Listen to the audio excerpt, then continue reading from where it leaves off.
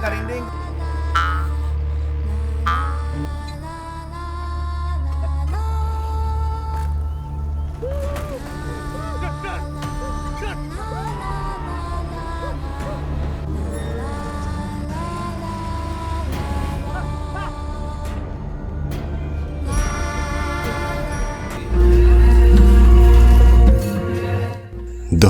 সালের শেষের দিকে জনপ্রিয় টুইটার এক্সে ইন্দোনেশিয়ান আরবান মিথ নামে একটি হরর থ্রেড পেজে প্রথমেই ঘটনাটা ভাইরাল হয়। ঘটনাটা হলো উত্তর জাভা ইন্দোনেশিয়া মালাং শহরের পাশে একজন প্রাক্তন শিক্ষিকা থাকতেন। তার নাম হলো হেলেনা, একজন শিক্ষিকা। কিন্তু একদা হেলেনার স্বামী তাকে ছেড়ে অন্যত্র একটি মহিলার সঙ্গে পরকীয়ায় লিপ্ত হয়। হেলেনার সংসার তো ভেঙে যায় তার স্বামীর বিশ্বাসঘাতকতায়। তখন হেলেনা গভীর ডিপ্রেশনে চলে গিয়েছিল। তাছাড়া এই ঘরের ভেতরে সে গলায় ফাঁস দেন এবং মারা যান। পরবর্তীতে হেলেনার এই বাড়িটাই বোর্ডিং হাউস হিসেবে পরিচালিত হচ্ছিল। তবে বোর্ডিং হাউসের নতুন ভাড়াটিয়ারা রাতে হেলেনার মতো ছায়ামূর্তি দেখতে পেত। বাড়িটা দীর্ঘদিন পরিত্যক্ত অবস্থায় পড়ে থাকার কারণেই জিনপুরীর আড্ডাখানা হয়েছিল। তাছাড়া এরকম আরও ভয়াবহ রোমাঞ্চকর সত্য ঘটনা সম্পর্কে জানতে চলেছেন। কথা বলছিলাম সত্য ঘটনা থেকে নির্মিত Indonesian horror thriller cinema story of Helena. তা চলুন জানা যাক এই চাঞ্চল্যকর হরর মুভির ঘটনা প্রবাহ। গল্প শুরু হয় গ্রাম্য একটি পাপেট শো দিয়ে। এখানে বিরিয়াত্তে দুজনে মিলে রামায়ণের উপর করা মাইথোলজিক্যাল নাটক দেখছিল। এখন এই মুভিতে রামায়ণকে মিথোলজি হিসেবে দেখানো হয়েছে, কারণ এটা ইন্দোনেশিয়ান পার্সপেক্টিভ থেকে বানানো। সংক্ষেপে বলতে পারেন এখানে গ্রাম্য ট্র্যাডিশনাল অনুষ্ঠান হচ্ছে। যাই হোক, শো দেখতে দেখতে বীরের মন চলে যায় গল্পের ইমোশনে। তার মনে হয় রাবণ হয়তো সীতাকে সত্যি ভালোবাসত। মনের ভাবনাগুলো বীর তেকে এই কথাটা বলে ফেলে। এই মেয়েটির নাম হচ্ছে তেতে, আমরা একে সংক্ষেপে তে বলে ডাকব। তবে এখানে লক্ষ্য করুন তের মুখে কিন্তু অদ্ভুত একটি এক্সপ্রেশন।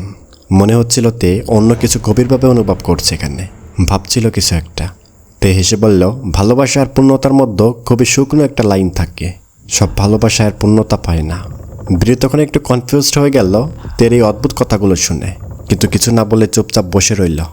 এই মুহূর্তে বীর তো তেমন বিশেষ কিছু ভাবেননি। তবে একটা জিনিস স্পষ্ট, তে শুধু শো দেখছিল না, বরং তার অতীতের কোনো গভীর স্মৃতি মনে করছিল এখানে। তাহলে প্রশ্ন হলো, এই তে কে, তার পরিচয় কি? এরপর দেখা যায় বিরিয়াতে ধীরে ধীরে মেলার ভিড়ের মধ্য দিয়ে হাঁটছে। একসময় তারা একটি দোকানের সামনে এসে দাঁড়ায়। এখানে একজন লোক করাইন্ডিং নামক একটি খেলনা বিক্রি করছিল। অনেকের কাছে যন্ত্রটা একেবারে অচেনা মনে হতে পারে, তবে আমি ছোটবেলায় বহুবার এটা দেখেছি। আপনারা হয়তো কখনো না কখনো এটা দেখেছেন, কিন্তু নতুন প্রজন্মের কাছে এটা একদমই নতুন একটি খেলনা। যাই হোক, তের মুখে তখন একটি অদ্ভুত শান্তি ছিল এই খেলনাটা দেখে, যেন ওই বাদ্যযন্ত্রের সাথে তার কোনো গভীর সম্পর্ক রয়েছে। এখানে বিড়ি কিছুটা কৌতূহলী হয়ে ওঠে। দেখা যায় করাইন্ডিং তুলে তের দিকে বাড়িয়ে বাঁচাতে বলে। তে কোনো কথা না বলে বাঁচাতে শুরু করে, আর তখন পুরো পরিবেশটা যেন থমকে যায়। বিড়ি তাকিয়ে থাকে তার চোখের দিকে। তের মুখের এই শান্ত অভিব্যক্তি, তার চোখ আর বাদ্যযন্ত্রের সুর সবকিছু মিলে এক অদ্ভুত অনুভূতি তৈরি হয়েছিল এখানে। তবে বিশেষভাবে লক্ষ্য করলে এই মুহূর্তটা কিন্তু সাধারণ বলে মনে হচ্ছিল না। মনে হচ্ছিল তে যেন ওই সুরের সাথে কোথাও গভীরভাবে যুক্ত হয়ে গেছে।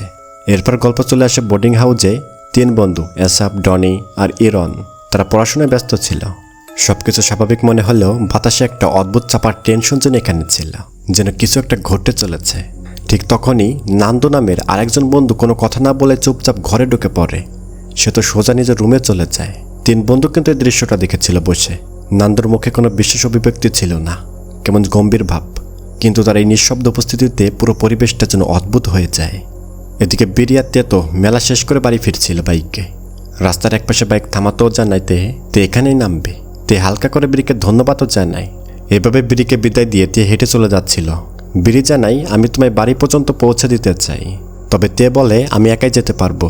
তে হালকা একটা হাসি দিয়ে বিনয়ের সাথে না করে দেয়। তবে লক্ষ্য করা যায় তে যেন বাগানের মধ্য দিয়ে হেঁটে চলে গেল কোথাও। আর এখানেই তো সে ছাত্রনিবাস বা বোর্ডিং হাউস। এদিকে আবার দেখা যায় নান্দ নিজের রুমে ঢুকেছে এই মুহূর্তে। কিন্তু বন্ধুরা অবাক হয়ে যায়, কারণ কিছুক্ষণ আগেই তো সে রুমে প্রবেশ করেছিল।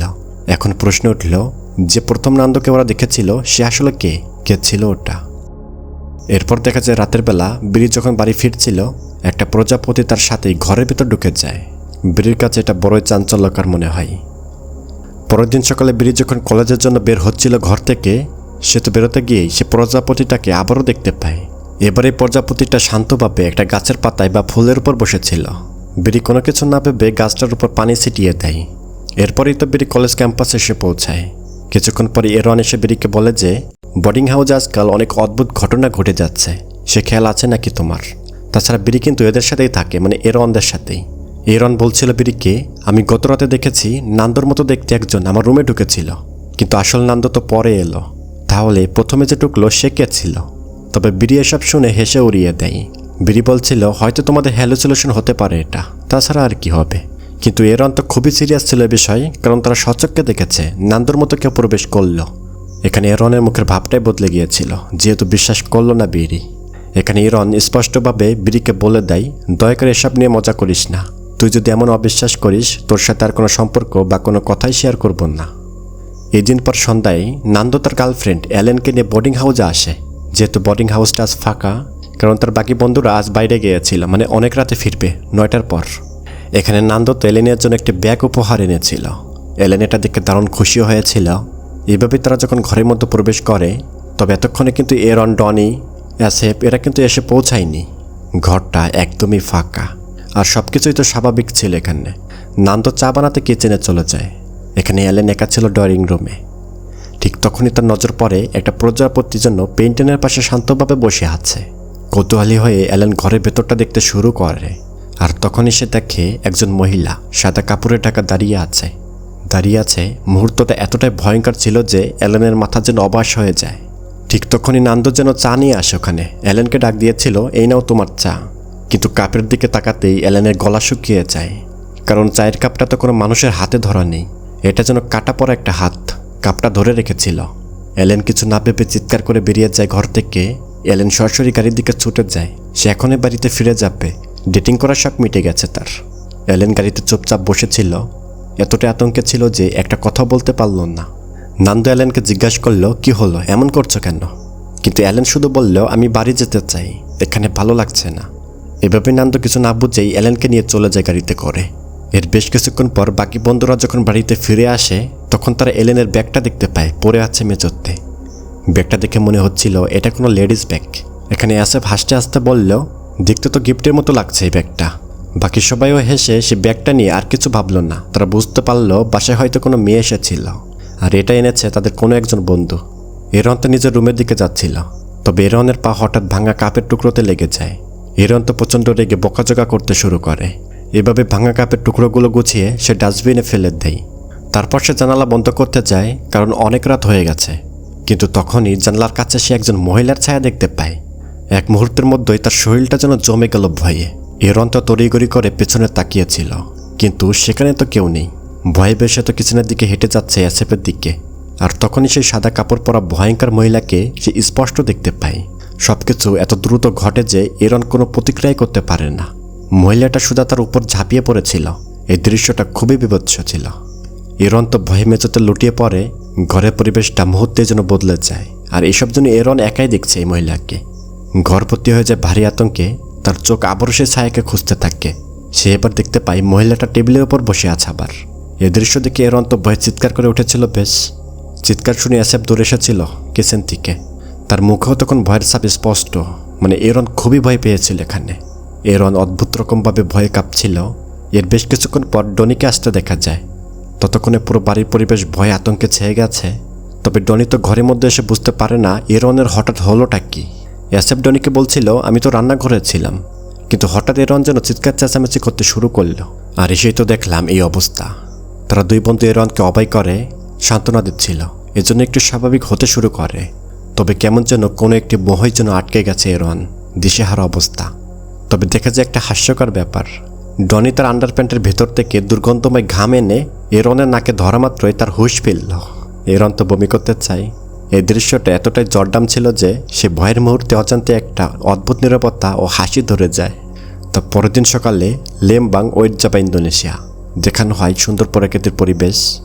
দেখা যায় এরন সবাইকে পরিষ্কার করে জানায় সে গত রাতে যে অদ্ভুত মহিলাকে দেখেছিল সেটা আসলেই বাস্তব ছিল। সে আসলে দেখেছে ওটা, আর তার চেহারা খুবই বিভৎস ছিল, খুবই ভয়ঙ্কর। এরন সবকিছু তার বন্ধুদের বলছিল। এখানে এরন যেন কোনো একটি মিশ্রিত ভয় ও বিভ্রান্তি অনুভব করছিল মনে হয়। তবে এই মুহূর্তে নান্দো একটা নতুন কথা শেয়ার করে।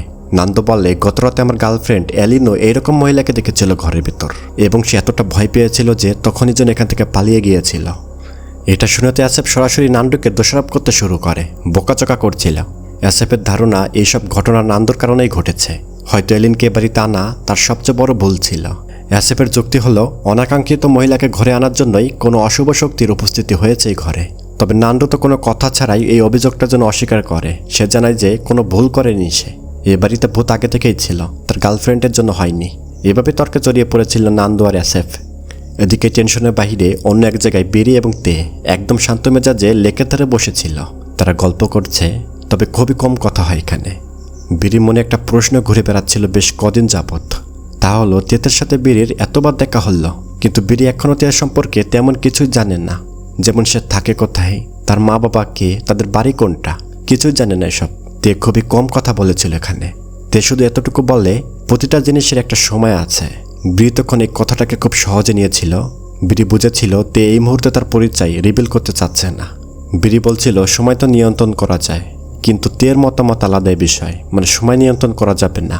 তে এখানে নরম স্বরে বলছিল মানুষ কখনোই সময় নিয়ন্ত্রণ করতে পারেন না, সময় শুধু মানুষের সঙ্গে মানিয়ে নেয়। এদিকে বোর্ডিং হাউসে পরিস্থিতি ক্রমশই উত্তপ্ত হয়ে উঠেছিল ভয় আতঙ্কে। নান্দু সবাইকে পরামর্শ দেয় যে সেখান থেকে আজই চলে যাবে। নান্দু বাসা পাল্টাতে চায়, এখানে থাকবে না। নান্দু সবাইকে স্পষ্ট বলে দেয় এই জায়গা অভিশপ্ত, এখান থেকে যত তাড়াতাড়ি সম্ভব বেরিয়ে যেতে হবে আমাদের। কিন্তু এরন কিছুই বুঝে উঠতে পারছিল না এই সম্পর্কে, মানে সেখানে থাকবে কি থাকবে না, কারণ সেও তো ভয়ঙ্কর কিছু দেখেছিল। তবে নান্দু যে বাসা পাল্টাতে যাচ্ছে এবং এরনকে সে সাথে নিবে, এই কথাগুলো শুনতে আসেফ খুবই রেগে যাচ্ছিল এখানে। আবারও দেখা যায় নান্দু এবং আসেফের মধ্যে তীব্র বাকবিতণ্ডা হতে শুরু হয়। তারা ঝগড়া করছিল। বাকি বন্ধুরা দুজনকে শান্ত করতে চেষ্টা করে, কিন্তু পরিস্থিতি আরও খারাপ হচ্ছিল। আসলে নান্দু এরনকে বাসা ছেড়ে নান্দুর সাথে আসতে চান নাই। এই কথা শুনেই তো ডনি রেগে মেকে নান্দুকে মারতেও যাচ্ছিল। তবে ঠিক তখনই বিরির ফোনে রুডির কল আসে। রুডিও তাদের একজন বন্ধু। রুডির গলায় ভয় আর আতঙ্ক স্পষ্ট। সে শুধু বলে দ্রুত বোর্ডিং হাউসে চলে আয় বিরি। বিরির সাথে সাথে তেকে নিয়ে ফিরেও আসে এখানে। কিন্তু তের দিকে যখন এরন তাকিয়েছিল, এরন তো ভয় একেবারে ঘেমে যায়। এরন স্পষ্ট বলে দেয় এই মেয়েটি সেই ভূত যাকে সে রাতে দেখেছিল। অদ্ভুত একটি কথা, বিরি তো প্রচণ্ড রেগে যায়। এ কি বলে এসব? বিরি তো কিছুতে বিশ্বাস করতে চায় না, এটা একদমই হেসে উড়িয়ে দেয়। এটা তো সম্ভবই না। বিরি বুঝতে পারছিল এরনের এই অযৌক্তিক অপবাদটা। তবে রুডি তখন বিরিকে জিজ্ঞাসা করে তুই এর সাথে কোথায় দেখা করেছিলি, তাছাড়া এই মেয়েটার বাড়ি কখনো গিয়েছিস কিনা? বিরি বলে ও এখানকারই মেয়ে। কিন্তু রুডি তখন সন্দেহ করতে শুরু করলো, যেহেতু তার বাড়ি কখনোই যায়নি বিরি। রুড জানাই আমি কখনো এই মেয়েটিকে এখানে দেখিনি। এই কথায় মুহূর্তে ঘরে পরিবেশ জন্য থমকে যায়। সবার মুখে তো আতঙ্ক স্পষ্ট। সবাই কিন্তু এখানে তেকে সন্দেহ করতে শুরু করে সে আসলে কি মানুষ নাকি অন্য কিছু। এরপরে বিরি তখন তেকে খুঁজতে বাহিরে যায়, কিন্তু তেকে তো আর কোথাও দেখা যায় না বাহিরে। বিরি ভাবছিল তে হয়তো বাড়িতে ফিরে গেছে। তবে বিরি বাহির থেকে হঠাৎ ফিরে এসে দেখেছিল বেশ অদ্ভুত একটি ঘটনা। তে ঘরের ভেতরে আছে। সে শান্তভাবে একটি প্রজাপতির সাথে খেলা করছিল। বিরি তেকে বলে আমার বন্ধুরা বলছে এখানে নাকি ভূত আছে। তেও বলে তারা কি সচক্ষে ভূত দেখেছে কিনা। তবে তে একটি অদ্ভুত শান্ত কণ্ঠে বিরিকে জানাই তোমার বন্ধুদের কথা আর কাজের দিকে খেয়াল রাখা উচিত তোমার। প্রতিটা জায়গার আলাদা নিয়ম আছে। মানে তে বোঝাতে চাচ্ছে বিরির বন্ধুরা সত্যই বলেছে এখানে অদ্ভুত কিছু একটা আছে। তের মুখে এই কথা শোনার পরই বিরি কনফিউজড হয়ে যায়। এদিকে এ রাতেই বিরির বন্ধুরা সিদ্ধান্ত নেয় এবার তারা কোবরালের কাছে যাবে। কোবরাল এই গ্রামের একজন রহস্যময় তান্ত্রিক গোছের মানুষ। খুব একটা কথা বলে না, তবে তার চোখের দিকে তাকালেই তো বোঝা যায় এই কোবরাল অতি অপরিচিত ঘটনা চিকিৎসা করে থাকে, মানে সে একজন কবিরাজ। এভাবে তারা কোবরালকে এই গ্রামের একটি দোকানে খুঁজে পায়। তবে যখন তারা কোবরালকে সব ঘটনাটা খুলে বলে, কিন্তু এইসব অদ্ভুত ঘটনা শুনে কোবরালের মুখে যেন একটু অবাক হওয়ার ভাব ছিল না। সে একদমই শান্তভাবে বসেছিল, মানে সবকিছু তার কাছে ইজি মনে হচ্ছে। সে এতটাই শান্ত যে তার এই নীরবতার জন্য সব প্রশ্নের জবাব হয়ে গেল। এখানে ডনি আসেফ তাদের মনের জন্য অজানা একটা অস্থিরতা তৈরি হতে লাগলো।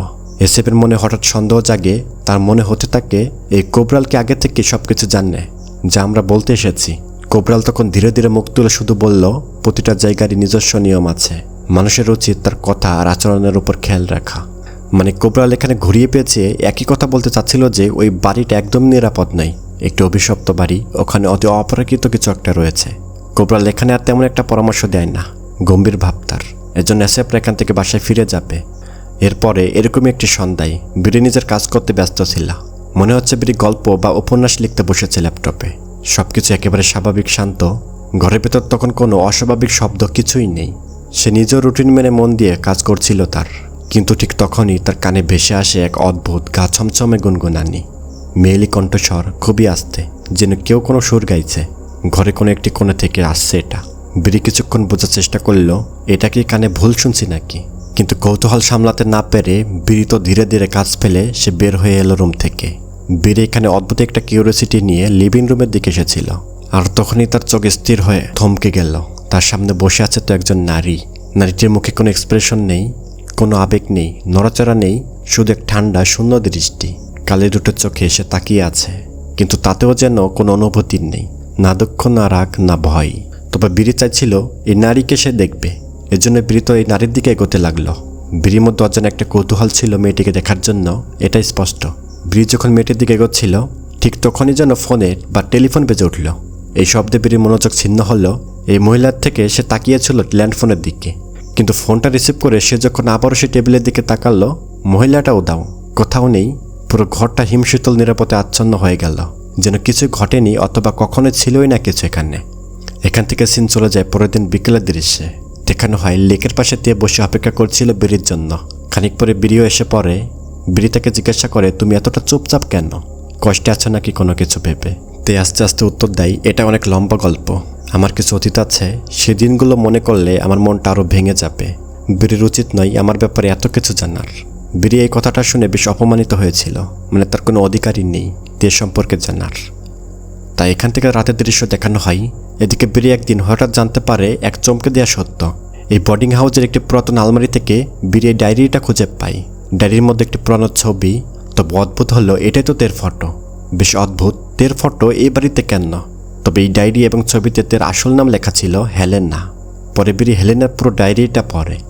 ডায়েরিতে লেখা ছিল হেলেনা বাচ্চাদের খুবই ভালোবাসত, ওদের সঙ্গে সময় কাটাতো, খেলা করা, এইসবই ছিল তার জীবনের সবচেয়ে বড় আনন্দময় দিন। কিন্তু বহু বছরের বিয়ের পরেও হেলেনা আর তার স্বামী হ্যান্ডির কোনো সন্তানই হয়েছিল না। উল্টে আর্থিক চাপ বাড়তে থাকে। অবশেষে হেলেনার স্বামী বা হ্যান্ডি সিদ্ধান্ত নিয়েছিল জারকাতায় গিয়ে কাজ করবে। তবে জারকাতায় যখন সে কাজ করতে গিয়েছিল তার বেশ কিছুদিন পর একদিন হেলেনা একটি ফোন পায়। ফোনের ওপাশ থেকে একজন মহিলা, তার নাম জানায় সে নিনা। নিনা বলে, আমি হ্যান্ডির স্ত্রী। হ্যান্ডি তোমাকে আর ভালোবাসে না। আবার নিনা হ্যান্ডির বাচ্চার 6 মাসের প্রেগনেন্ট। কি ভয়ঙ্কর কথাবার্তা! এই কথা শুনে তো হেলেনা একেবারেই অবাক হয়ে যায়। সে তো কষ্টে ভেঙে পড়েছিল। হেলেনা বুঝতে পারলো তার স্বামী দ্বিতীয় বিবাহ করেছে। তবে এর কিছুদিন পর হেলেনার কাছে একটি চিঠি এসেছিল। জানা যায় হ্যান্ডি তাদের বাড়িটা ব্যাংকে বন্ধক রেখেছিল। এই বাড়িটা বন্ধক রেখে সে টাকা দিয়েই তো পরিবারের সঙ্গে নতুন জীবন শুরু করেছে। তবে চিঠি শেষে লেখা ছিল সে হেলেনাকে তালাকও দিয়ে দিয়েছে। এরপর থেকে হেলেনার মনে একটাই প্রশ্ন ঘুরত, সবকিছু কবে শেষ হবে? সে সব দুঃখ নিজের ভেতরে চেপে রাখত, কাউকে কিছু বলতো না। এরপর আরেকটি ফ্ল্যাশব্যাকে দেখা যায় হেলেনা সে বোর্ডিং হাউসের একটি ঘরে নিজের জীবন শেষ করে দেয়। আত্মহত্যার মতো জঘন্যতম কাজও করে ফেলেছিল। এইখান থেকে গল্প ফিরে আসে বর্তমানে। হঠাৎ বিড়ির মাথার উপর বাতি ঝলমল করতে শুরু করে এবং হঠাৎ ফেটে যায় ওটা, যেন চারপাশে কোনো ভয়ঙ্কর শক্তির ঘোরাফেরা করছে। জানালাও যেন বাতাসে জোরে ধাক্কা খায়। শব্দে ঘর কেঁপে কেঁপে উঠছিল। বাসনপত্র তো মেঝোতে পড়ে যায়, আর প্রতিটি শব্দ যেন গর্জনের মতো ধ্বনি হয়। বিড়িও যেন আতঙ্কিত হয়ে দুলতে থাকে। তার সামনে যেন সবকিছু ঘুরছিল। তবে হঠাৎই তার সামনে হাওয়ায় দুটি ছুরি ভাসতে থাকে, যা তার কাছ থেকে মাত্র কিছু ইঞ্চি দূরে ছিল। অর্থাৎ বোঝা যায় কেউ তার দিকে ছুরি মেরেছিল। কিন্তু বিড়িকে ছুরির আঘাত করে না, সে বেঁচে গেল। মানে তাকে মারার উদ্দেশ্য ছিল না। ঠিক তখনই হেলিনা সামনে এসে দাঁড়ায়, যাকে আমরা তে বলে জানি। বিড়ি ভয় পেয়ে ডায়েরি তুলে নেয়, কিন্তু সামনে শুধু শূন্যতা। হেলেনা তখন গায়েব হয়ে গেছে। এটা স্পষ্ট হয় যে হেলেনা আর জীবিত নেই, বরং এটা তার আত্মা। তবে বিড়ি এক ঝলক দেখতে পাই হেলেনা বারান্দার দিকে যাচ্ছে। বিড়িও তাড়াতাড়ি করে তার পেছনে ছুটে যায়, কিন্তু বারান্দায় পৌঁছে বুঝতে পারে সেখানে নিরাপত্তা ছাড়া কিছুই নেই, মানে হেলেনা অদৃশ্য হয়ে গেছে। এই ঘটনার জন্য বিড়ি কিছুক্ষণ পরেই একাই সেই লেকের পাশে যায়। তার মনে একটা আশা ছিল প্রখরভাবে, মানে বিশ্বাস ছিল তে অবশ্যই ফিরে আসবে এখানে, কারণ এখানে তাদের অনেক স্মৃতি ছিল। কিন্তু লেক পুরো ফাঁকা, বৃষ্টি আরম্ভ হয়। বিড়ি অপেক্ষা করতে থাকে। এতক্ষণে সন্ধ্যা পেরিয়ে রাত নেমে এসেছে। এই মতো হঠাৎ দেখা যায় তে লেকের পাশে দাঁড়িয়ে আছে, ঠিক যেমন আগে দেখা যেত। এবার তার উপস্থিতির জন্য আরও জীবন্ত বা ভারী অনুভূত হয়। তাকে দেখতে বেশ ভয়ঙ্কর ছিল। বিড়ি তখন উঠে দাঁড়িয়ে দেখে তার মুখে দুঃখ বা গ্লানের ছাপ, কারণ বিড়িতে ডায়েরি পড়েছিল এবং সব সত্য জানে এখন তে কে আসলে। এই মুহূর্তে বিড়ি কেবল একটাই সিদ্ধান্ত নেয়, মানে তেকে জড়িয়ে ধরে, কোনো কথাই বলতে পারে না। এখানে বিড়ি কিন্তু একদমই ভয় পাচ্ছিল না তেকে দেখে, মানে তাদের ভেতর তো একটি ভালোবাসার সম্পর্ক হয়ে গিয়েছিল এতদিনে, এজন্যই। তবে বোর্ডিং হাউসের পরিবেশ আবার যেন কিছুটা অস্বস্তিকর হয়ে ওঠে। বাড়ি ফেরার পর বিড়ির মুখে একটা অদ্ভুত শান্তি ছিল, যেটা বন্ধুরা লক্ষ্য করেছিল। বিড়ি যেন কাউকে কিছু না বলে সরাসরি নিজের রুমে চলে যায়। ভয় বা অদ্ভুত অনুভূতি তার মনে যেন কিছুই নেই। তার মুখ দেখে মনে হচ্ছে সে খুব খুশি আছে। এসআপ আর ডনি তারা তো খাবার খাচ্ছিল আর বিড়িকে দেখতে পাই অবস্থায়। তারা ভাবছে কিছু না কিছু তো হয়েছে এখানে, মানে কিছু গড়বড় হচ্ছে। তারা নিজের আলোচনা করতে থাকে। বিড়ি যেন বেশ কিছুদিন ধরে অদ্ভুত আচরণ করছে। ডনির এই কথা এসব তো একমত হয়। তারা বলছিল এরন আর নান্দকে জানানো উচিত এই ঘটনা। এখান থেকে তারা দুজনে বের হয়ে যায় এরন আর নান্দর সঙ্গে দেখা করার জন্য। নান্দ আর এরন তো অন্য একটি বাসায় থাকতো এই পাশেরই। তারা তো বাইকে করে যাচ্ছিল, কিন্তু বাইক যতই চলে পথ যেন শেষ হয় না। তবে রুডি আর ডনি বুঝতে পারছিল তারা বারবার একই জায়গায় ঘুরে ফিরে আসছে, যেন কেউ তাদের অদৃশ্য একটা জটিল চক্রের মধ্যে আটকে দিয়েছে। বের হওয়া অসম্ভব মনে হচ্ছিল। তবে হঠাৎ বাতাসে ভেসে আসে এক অদ্ভুত কণ্ঠস্বর। কোথায় যাও এটা বলে ওঠে। দুজনেই তো থমকে যায় ভয়ে। চারপাশ ফাঁকা, কিন্তু কণ্ঠটা যেন খুব কাছ থেকে আসলো। এরপর আবারও শোনা যায় আমার মাথাটা ফিরিয়ে দাও এটা বলে ওঠে। রুডি আর ডনি দেখতে পাই রাস্তার মাঝখানে একটি মাথা পড়ে আছে মুন্ডু, আর তার কিছুটা দূরে একটি মাথা দেহ। আসলে চরম ভীতিকর দৃশ্য, কিন্তু এটা যে কেউ দেখলে ভয় পেয়ে যাবে। আসলে এই দৃশ্য দেখে তারা তো দুজনেই চরম ভয় পেয়ে যায়। দুজনেই তো এলোপাতাড়ি ছুটতে থাকে। রুডি একদিকে যায়, ডনি একদিকে যায়। তবে রুডি এক জায়গায় আটকে যায়, মানে বিভ্রান্ত হয়ে। ঠিক তখনই হঠাৎ সামনে হেলিনার আত্মা এসে দাঁড়ায়, মানে তার মতো একটি অবয়ব। এখানে হেলেনা একই কথা বলে ওঠে আমার মাথাটা ফিরিয়ে দাও। তারা তো চরম ভয় পেয়ে গিয়েছিল দুজনেই। তারা বুঝছে না কি করবে না করবে এখন।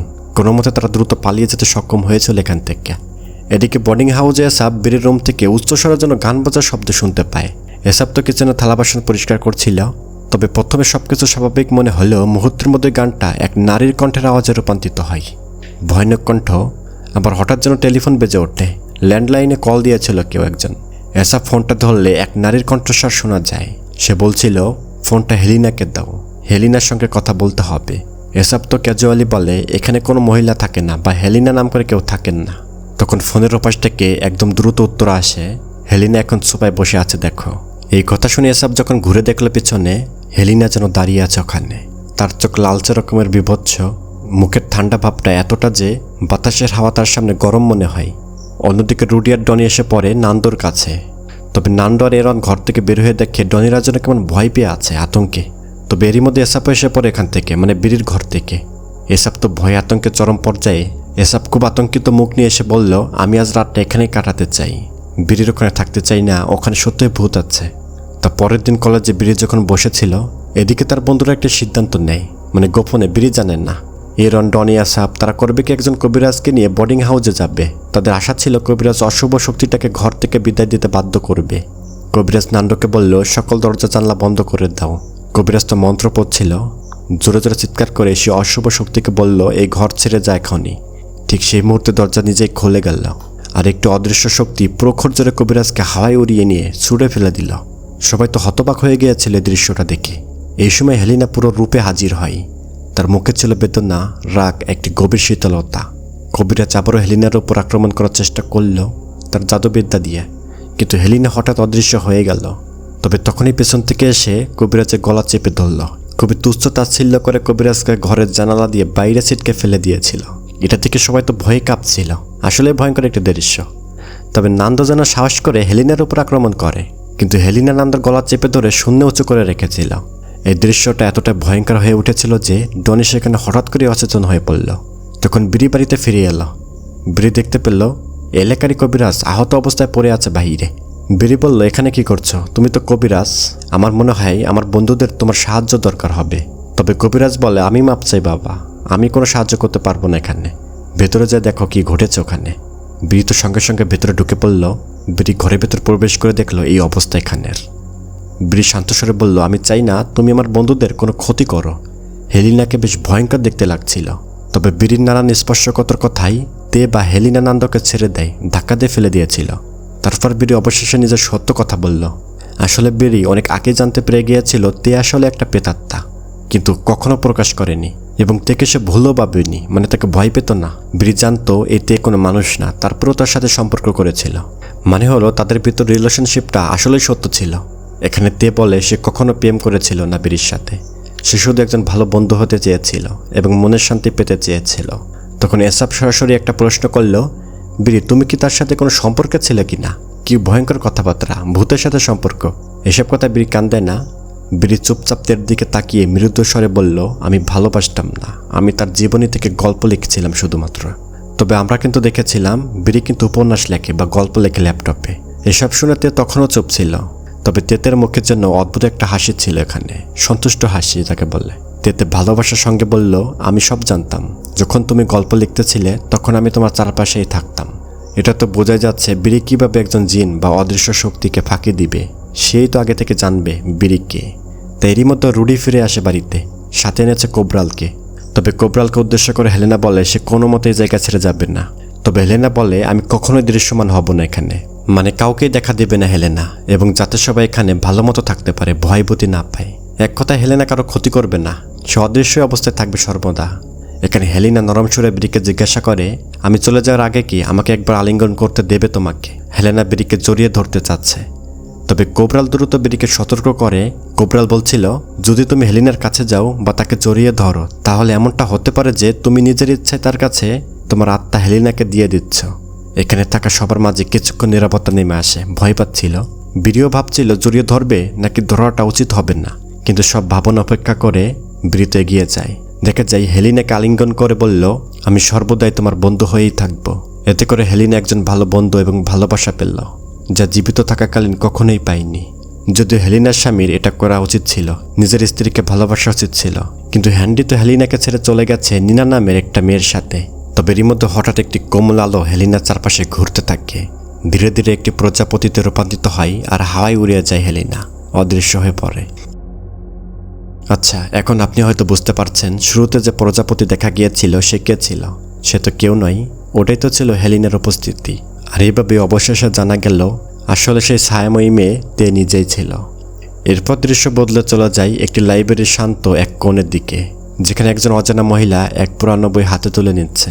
বইটির লেখক কে জানেন? বিরি। হ্যাঁ, গল্পের এই বিরি। বিরি তেতের এই গল্প পুরোপুরি লিখেছিল। এখানে বইয়ের পাতাটা যখন খোলা হলো সেখানে লেখা ছিল, যে কথা হৃদয়ে লেখা হয় তা কখনো মোছা যায় না, সে তো চিরদিন স্মৃতিতে থেকে যায় একটি গল্প হয়ে। কিন্তু সময়ের বিবর্তনে এই বাড়িতে বিরি আর থাকে না, সে চলে যায় এখান থেকে। কিন্তু সে জায়গাটা তাদের এক অনন্ত গল্পে বেঁধে রেখেছে, যা কখনো শেষ হবার নয়। এবং সেই রোমাঞ্চকর গল্পটাই আজ আমরা সবাই শুনলাম। এটি ছিল একটি রোমান্টিক হরর গল্প, যা ইন্দোনেশিয়ার একটি হরর রোমান্টিক চলচ্চিত্র রুমাতে বা স্টোরি অফ হেলেনা থেকে নেওয়া সত্য ঘটনা প্রবাহ। তবে প্রকৃতপক্ষে তে বা হেলিনা ছিল একজন নারী জিন বা পরী, কিন্তু এই মুভিতে হেলিনাকে একজন মানুষ বলে অভিনয় করানো হয়েছে। প্রকৃত সত্য ঘটনায় হেলিনা কোনো মানুষ ছিল না, সে ছিল একজন নারী জিন বা পরী। আশা করি আপনাদের ভালো লেগেছে গল্পটা। তারপরও কেমন লেগেছে জানিয়ে দিন কমেন্টে। এই কটেস্টেন চ্যানেলটা সাবস্ক্রাইব করতে পারেন, আপনার প্রিয়জনের কাছে কটেস্টেন শেয়ার করতে পারেন। তাই এখানেই বিদায় নিচ্ছি, ভালো থাকবেন।